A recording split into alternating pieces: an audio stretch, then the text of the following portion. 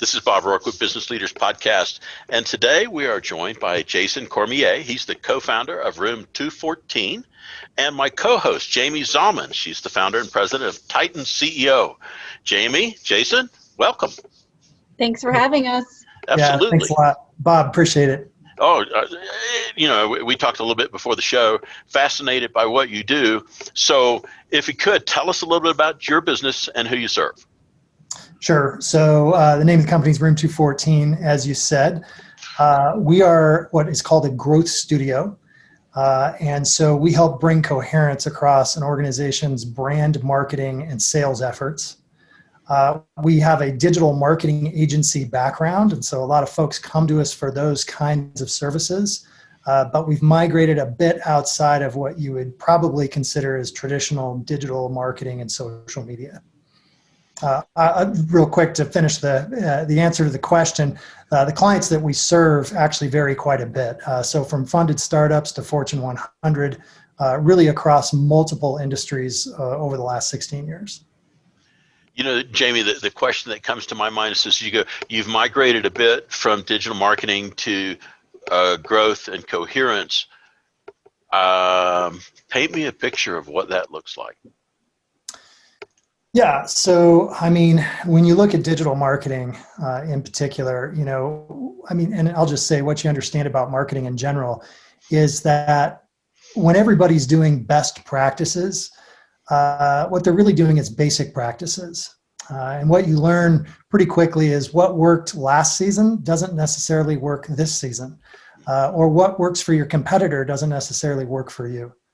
And so what happens is you get a bunch of people in marketing that are really frustrated over time. They're working their butts off. The chief marketing officer, the chief revenue officer, these two roles these days, there's so much responsibility on their shoulders to, increase leads, increase sales, whatever the case may be. And the problem is they keep running up against the same walls. And so there's a lot of great subject matter experts in digital marketing and a lot of great marketing agencies out there. But what we found over time, and this is really, the migration, is that understanding how things holistically fit is where that's going to be most helpful to people. So for example, this concept of coherence, if you look at a CEO or even ask a CEO, hey, where is there coherence in your business? Interestingly, you might get kind of a deer in the headlights look from them. But if you say, where is there incoherence in your business? Well, now you're never going to hear the end of it. And so a lot of what we've done, this migration from a marketing agency to a growth studio, is we've recognized that, hey, if we can bring coherence across an organization's brand, marketing, and sales, this is actually something that's missing. And this is something that will make a tremendous difference in terms of their growth. The term I always hear is alignment. And it's pretty hard to be aligned if you don't even know that you're misaligned. Yeah, absolutely. I mean, in order to act quickly, you have to be aligned deeply. And in order to adjust often, you have to be aligned deeply. I would imagine that message resonates really well. We were talking beforehand. You're a combat information center, former Navy guy, and the difference between data and intel and an actionable intel, there's a wide gulf between the two. And it sounds like this is an iterative event of what you did in the Navy. There are some interesting connections for sure. And the interesting thing about data is companies have invested so much in data, and it's almost like, yeah, there's good reasons for it, but quite ironically, as a company that comes from this digital marketing background, what we found is that the data is always flawed. And so what happens is organizations have first, they've come up with data initiatives, investing in a lot of this data. They've hired expensive data scientists who end up working their time. They spend all their time fixing the data, making the data make sense. And so it's funny, we say the data is always flawed.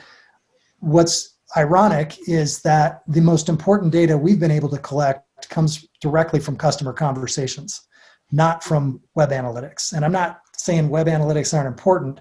or advertising, data sets and all that. Of course, that's important, but more people have like staked their reputation on that, and they've rolled the dice, and I'm afraid that they've lost in a lot of cases. To finish up the thought, in the military world, there was a focus on human years and years ago, where you had actual human intelligence on ground in country, and the human intelligence world, they thought the simple fix was just data. And so they spent a great deal of time, effort, and money on trying to do the data capture, whether it's SIGINT and signals intelligence and others. And the reality is, just like you're talking about, without the human side of the intelligence, the rest can lead you astray. So and I'm an old Intel guy. So yeah, it's kind of an interesting parallel. Yeah, you're absolutely right. I mean, it's like, so when I was in the Navy, so you brought that up, my ship was a taxi cab for Marines. We actually had Navy SEALs on board, and we would be cruising, about a mile from the beach, and we knew what the weather was. Yet these SEALs would essentially, depart our ship, swim a mile to the beach, and they would be hanging out on the beach, getting beat up in the surf for hours. And the whole idea was you actually needed someone to be there. You needed human intelligence in the trenches or on the beaches. You couldn't just say, yeah, the weather forecast is this, and so we know everything we need to know. Yeah, it's, an individual sport, and getting, I think the interpretation of the data by a human, he says, yes, I appreciate that, and maybe it challenges my thought process, but it really matters to crank it through a human or two to find out, and I was, reading some of your work and whatnot. That's what struck me as I was reading that earlier today. So Jamie, I am sorry, I'm back down the rabbit hole again. Okay. Well, congratulations again, Jason, for being recognized as a 2020 Titan 100. For those of you watching, I'm holding up a copy of the Titan 100 book in which Jason was recognized and profiled. This platform recognizes Colorado's top 100 CEOs and C-level executives. And so, Jason, as part of the podcast series, I always like to ask our Titans, what characteristics do they believe it takes to be considered a Titan of industry? Ooh, a Titan of industry. Well, thanks, and it's an honor, and I love being part of the whole Titan community. It's awesome, and I've learned a lot as a result too. I think, for me, it's been a lot of leading with humility, understanding that I certainly don't have all the answers as someone who leads a company, and I think that was a huge part of why we adopted open book management and have done a lot in that area, getting more minds on the problems. I think curiosity is I can't say enough about that. If you think you've arrived, you are wrong. Especially with my industry. I mean, things change so quickly that it's I have to rely on curiosity to make it so that I'm spending time looking at the right things on behalf of my clients. So I think those are two huge things. Generally speaking as well, just from a values perspective, acting out of love instead of fear. It's real easy to get into a mode of, cover your ass with marketing in particular, because people want to know, hey, what's the return on this? Or, hey, did this thing that we did it actually work? And, sometimes it works great and sometimes it just doesn't. And so being very upfront and honest about that in an industry that's probably full of a lot of snake oil too. I think that, our mantra is creating valuable relationships, and there's no substitute for that. And so people want to buy from who they know, like, and trust, and you can't fake that. And so I guess that's probably it. All those things.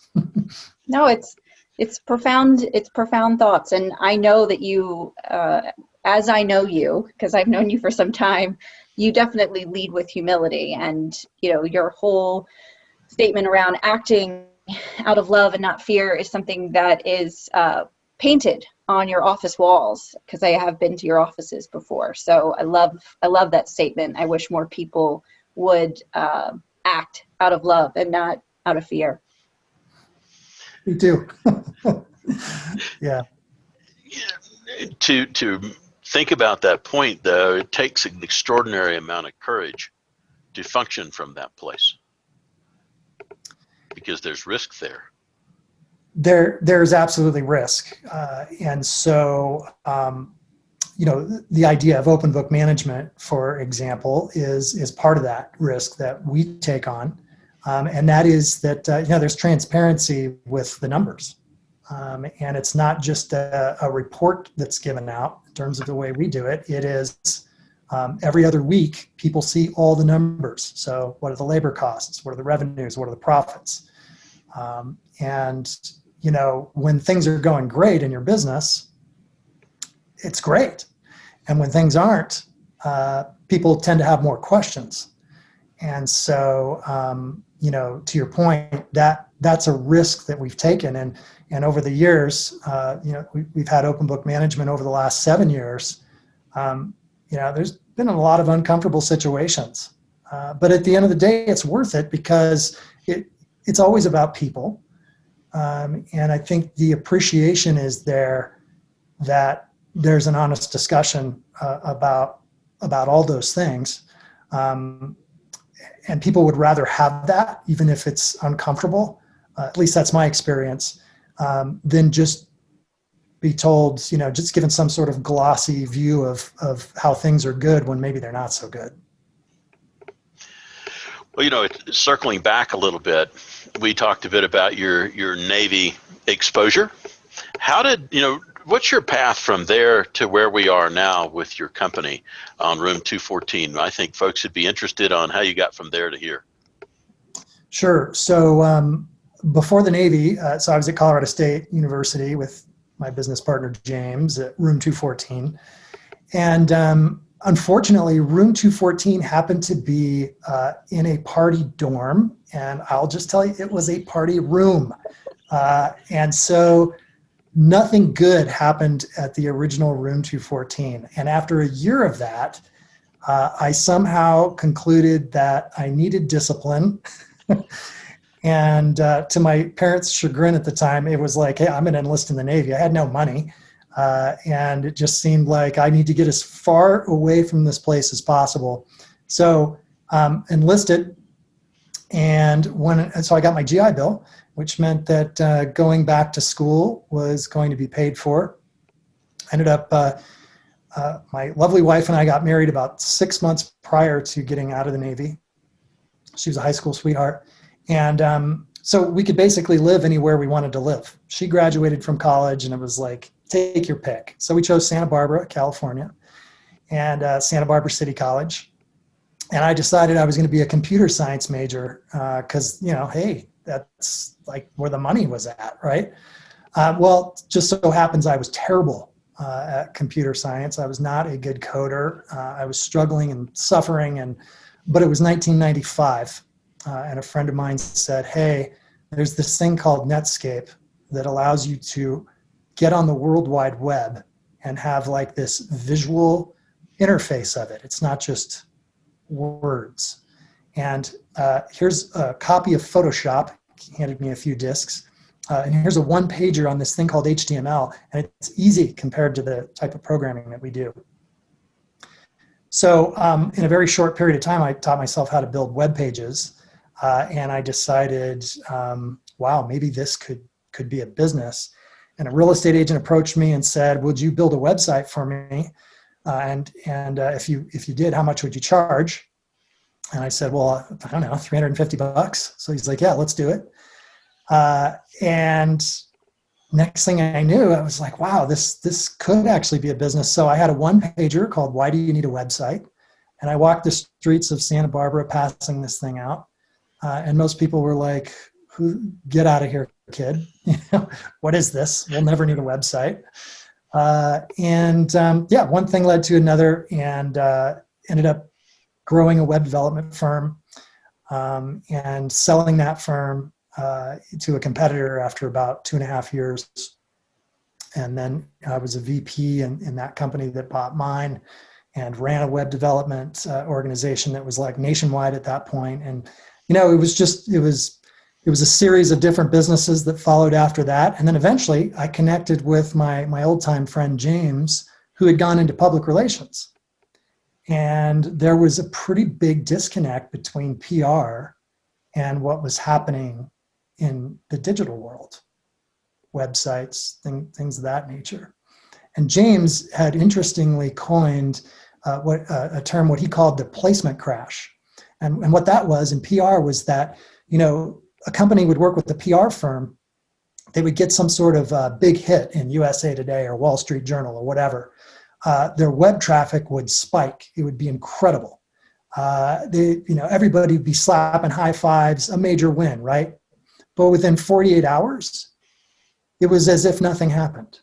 The web traffic flattened out, and that was the placement crash.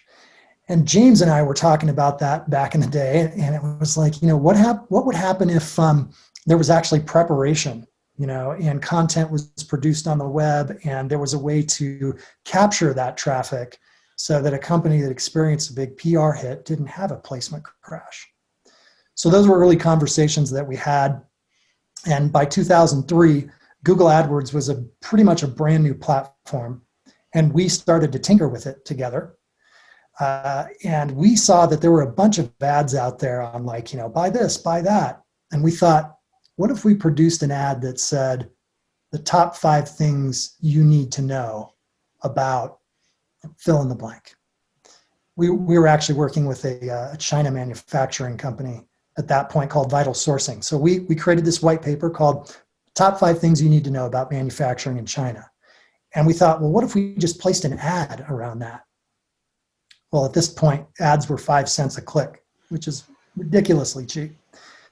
That ad started getting clicked on left and right. And of course, it drove them to a page where we asked them for their name and email address in exchange to download this white paper. Well, that's like content. That's like the most basic content 101 marketing there is today. But at the time, there were very few people doing that. And so, we were flooded with leads from all across the world. And it was this massive success story. And we were optimizing a website to make sure that, we were showing up. And what we realized anyway, to just, fast forward this story, was that there was definitely a business in helping companies use this new thing called Google AdWords and WordPress. And so we started Room 214. And I'll just tell you, we got lucky too. 3 years after we started, Facebook wasn't just for college kids anymore. And we got a call one day from a PR firm in New York, and they said, hey, we've got this client Travel Channel. And Travel Channel's asking us questions about Facebook and YouTube, and there's this new Twitter thing out there. We don't know how to answer these freaking questions, but we heard about you clowns in Boulder, Colorado that have been playing with this. Maybe you can talk to Travel Channel. Well, next thing you know, we're basically managing Anthony Bourdain's Facebook page. We're setting up Facebook pages for all Travel Channel TV shows and Twitter accounts. And, that led to this, 2-year engagement, $1 million client.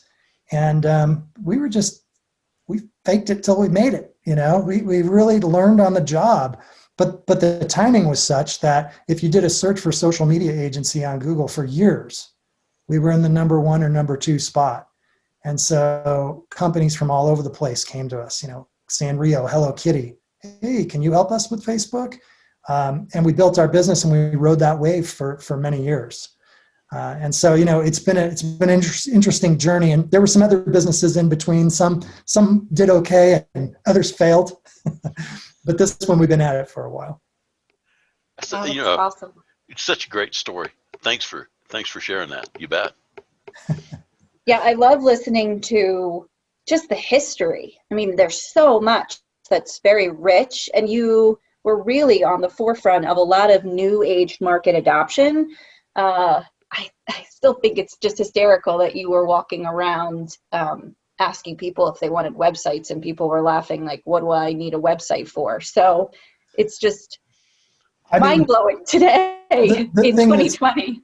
I know. And the thing is, I was discouraged by a lot of people, even though it was obvious that this internet thing, like a visual, like a web browser, to me, it was like, this is clearly the future. But a lot of people were like, kid, you're never going to you can't create a business just selling websites. You're going to have to go figure out how to do something else. And I'll just tell you, the epiphany came when, so Kinko's, people out there remember Kinko's, right? It's FedEx now, right? But Kinko's corporate was 30 minutes down the road from me.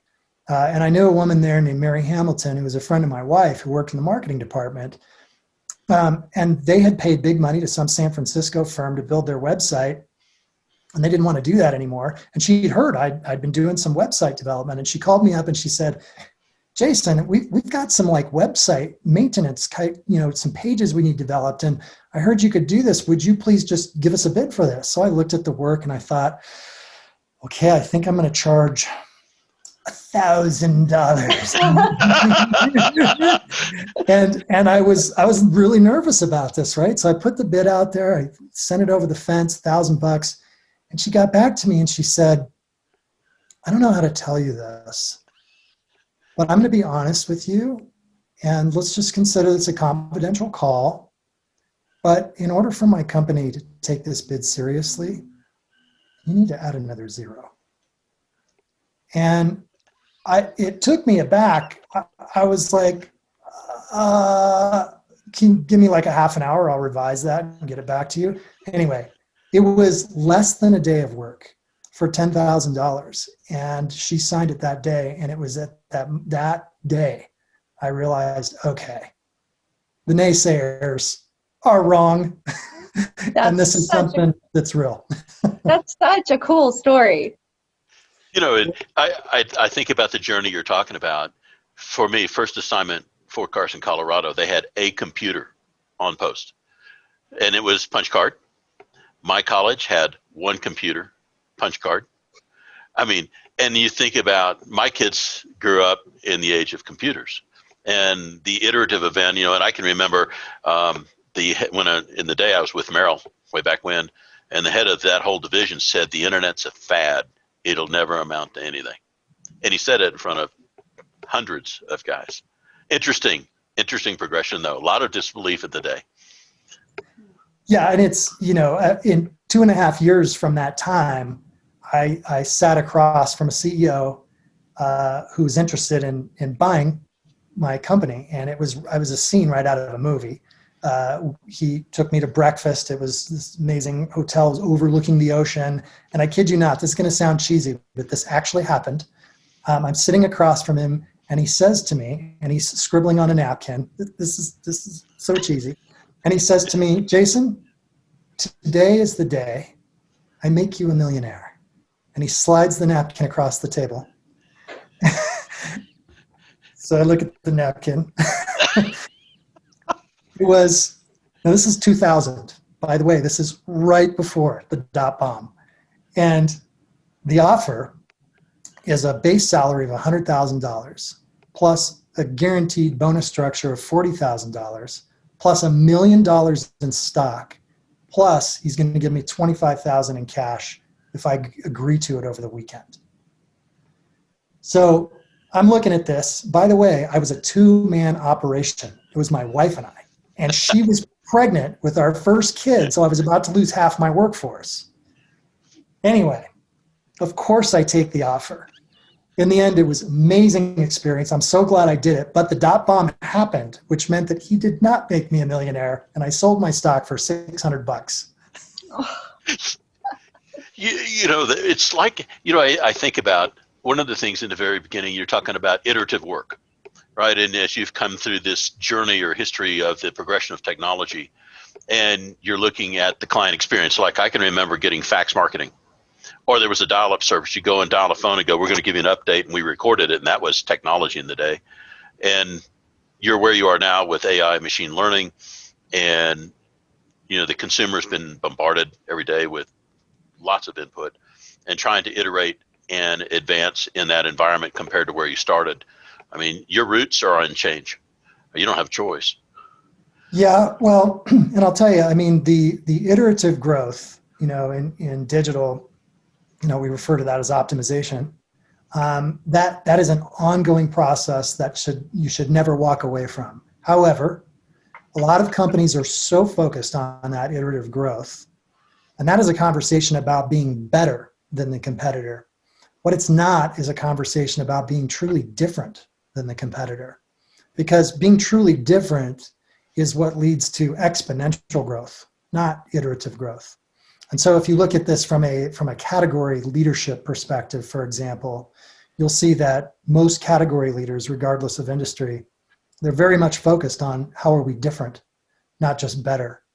And a huge key ingredient to that is how they go about marketing the problem that they're solving for their customers. Whereas most companies are focused on marketing the features and the benefits, they're really focused on marketing the problem, right? Because if you're talking about a problem I have more than anybody else, well, gosh, you're empathizing with me. If you're talking about this problem so much, you must have a solution.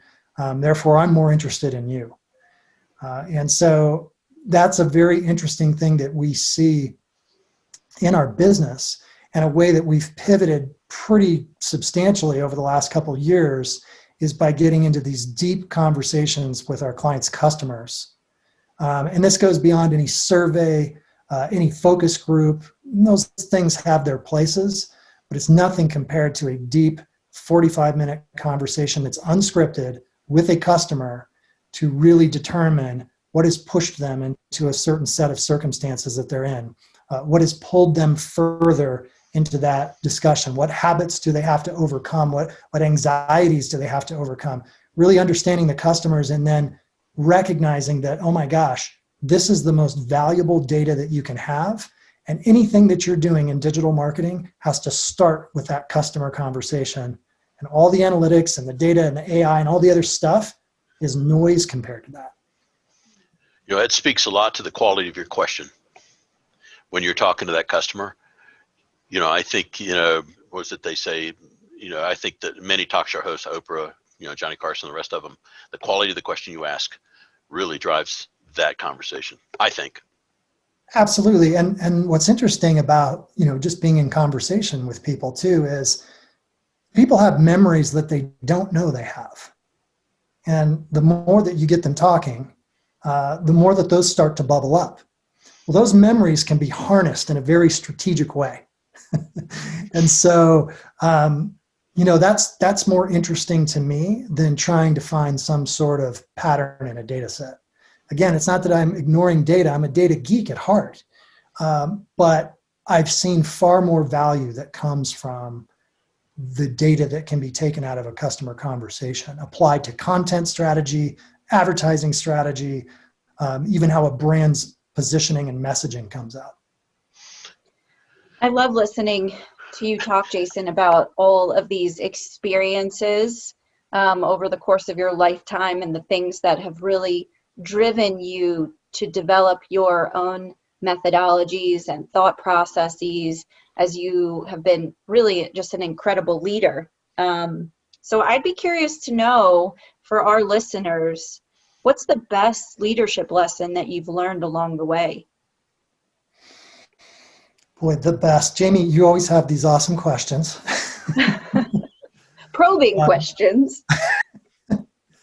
Gosh, the best leadership lesson. Boy, I have to say, you are going to make mistakes along the way. And I don't know if this is the best lesson, but what I will say is, I think contrary to a lot of popular belief, learning from your mistakes is not where it's at. We live in this culture now that loves to talk about, failing fast, and it's okay for you to fail because you learn from your mistakes. I'm not arguing against that, but when you learn from your mistakes, you learn what not to do. I would say you learn far more from your successes. And so even in marketing, a lot of what you're doing is you're trying to find the bright spots. And then that's what you pour into, right? And so as a leader, that applies to everything. And as a leader, the most difficult thing you'll ever deal with, yet the most valuable thing, is people. And I'll say very few people start a business because they want to lead people. They start a business because they take an interest in a certain topic or subject matter. And then as they're successful and they're adding people, they recognize, oh my gosh, I now suddenly have to be a student of leadership, not just good at my job.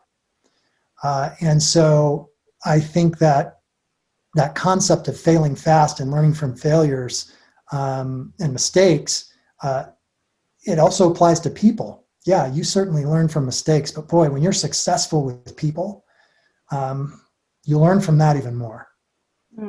So anytime you can take that success, find that bright spot, and reproduce it. Go and do likewise somewhere else. For me, that's been the most helpful. I like the different thought process there, spoken like a true Titan. Thank you, Jamie.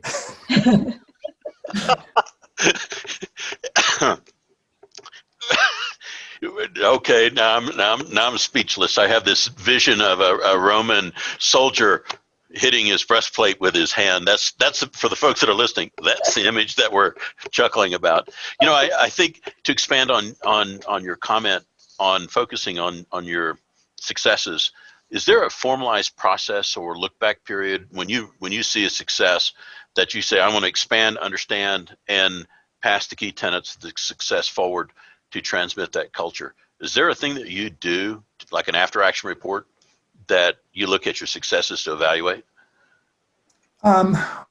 Yes. I think it comes in a few flavors. We're big fans of visioning. And so creating a vision, which I know means different things to different people. For us, for example, we'll do an annual visioning exercise where, co-founder, it's not just me, it's, my co-founder James and other people on the leadership team as well, where we'll say, okay, sit down, imagine yourself a year from now. It's, let's say, December, or let's say it's February 5th, 2022. And we're sitting on the back porch, there's burgers being grilled. We're all taking a lunch break and we're reflecting on the fact that we're realizing net operating profits of 15%, which is far more than we expected at this point. And the mood is such that, people are happy, there's freedom in the air. And so, this is the kind of thing that we're actually writing on paper. And as you can tell, it's a lot of this is about the feeling. Mm-hmm. It's not about just, hey, my vision is to make $10 million, because a vision has to be strategically sound and it has to be inspiring. If it's not both of those things, it's not a very effective vision. So that's an example of us, going through a process that's pretty formalized.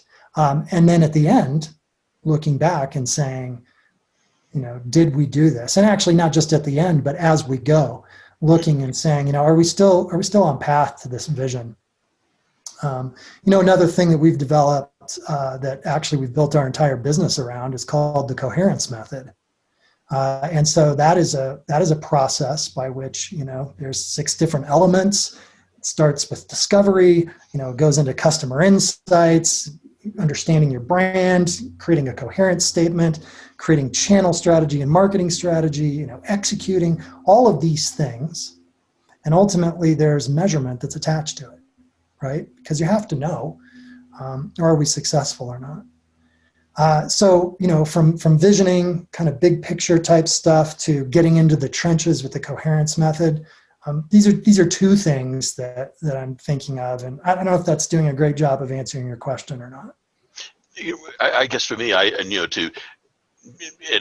gone, Jamie, typically off the rails, and we've gone long, but I was thinking about formal process to take and try to replicate further success paths and markers of success and so on, and it's fascinating to me to try to look at repetitive success stories, and it's not luck, and so you go, how do you institute it? Yeah, to your point about it, it's not luck. Hope is not a strategy, and so there's that, right? And I think that what's interesting about processes, one of the things I love about being in Jamie's Titan Group is that she's always coming to the table with resources. And so, for example, I'm sure a lot of your listeners are familiar with Traction, right? So great book, very formulaic. There's this massive consulting network of how do you implement Traction to grow your business. You've got Zingerman's open book management and, Jack Stack. And there's all this, you've got structures like the Challenger sale. There's all these things. And I think that what we have found is that we've been successful because we've been able to bend, blend, and break what's been proven from frameworks that are not our own. But ultimately, when we try to follow things perfectly, like militantly, step by step, we start to get into trouble. And I think some organizations culturally are better off dotting their I's and crossing their T's and following the step-by-step things that have been laid out. And for us, for whatever reason, we just, we've got to bend, blend, and break. And that's how we've been able to, iterate and grow and stay relevant. Mm-hmm. Well, Jamie, we didn't even make it remotely through some of the questions we were going to ask. To circle back to the bend, blend, and break, which I love, I think, like for me and thinking about the environment that you operate in, you don't have a stable environment because you're working with the people that are consuming media and they change and adapt and differentiate. And so for you guys, the notion that what you put in place in January may in fact be 100% spot on by July would be a gift, because things iterate, things change. I mean, think about January 1's plan versus the end of March plan for this year. I mean, they're not on the same planet, Absolutely. I mean, to think that you're going to have a formalized marketing plan over the course of a year, okay, that's realistic to a point in terms of budgeting and overarching themes and activities, but spelled out and detailed like you would have 10 years ago, forget about it. That's going to be a book that sits on a shelf. You've got to be able to, we're huge fans of 30 and 60-day planning cycles because we recognize, things are going to change. We're fans of interviewing our clients' customers at least once a year, because if you think that's a one and done project that you did 2 or 3 years ago, you're sadly mistaken. Culture changes, right? Mm-hmm. And so the reason people want to buy something changes. And it might be a subtle nuance, but if you start to recognize what that nuance is, well, then that gives you clues into not just what your core customer wants, but what your potential growth cluster, that's a buzzword, what's your potential growth audience, So you've got core customers, your kind of core audience that you market to, but along the edges of that core audience are what we call growth clusters. And that's where you recognize new audiences to market to. And there's no better way to figure that out than customer conversations. Jamie, you asked at the beginning of the show, how long do we have? And go like, well, longer than we initially budgeted, but nonetheless, before I forget, for the folks out there, I'm fascinated and want to reach out to you. How do they find you on social media? Yeah. So it's funny. I think on LinkedIn, it's just Room 214 guy.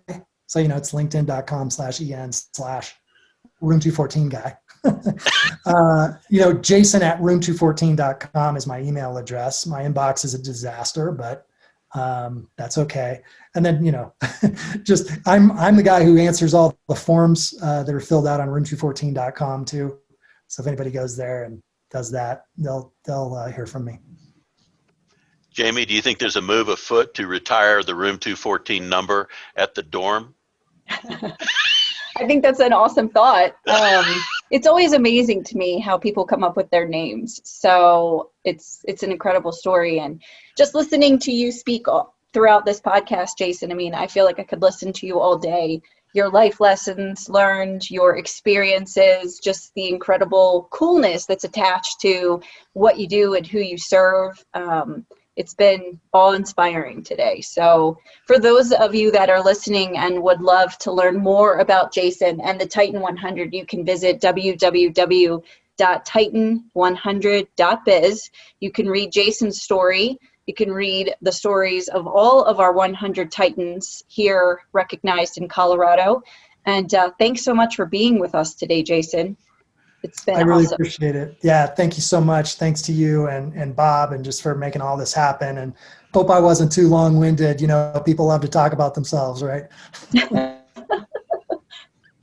Well, we kept asking questions. I mean, it was, We did. yeah, we had something to do with that. So It was anyway, fun. I really appreciate it, Jamie. Thank you so much again. And Jason, thank you for your time. And yeah, absolutely. As we say, thank you for your service. I had a great time. Thank you for your service, Bob. You betcha. All right. Bye-bye now. We'll see you guys.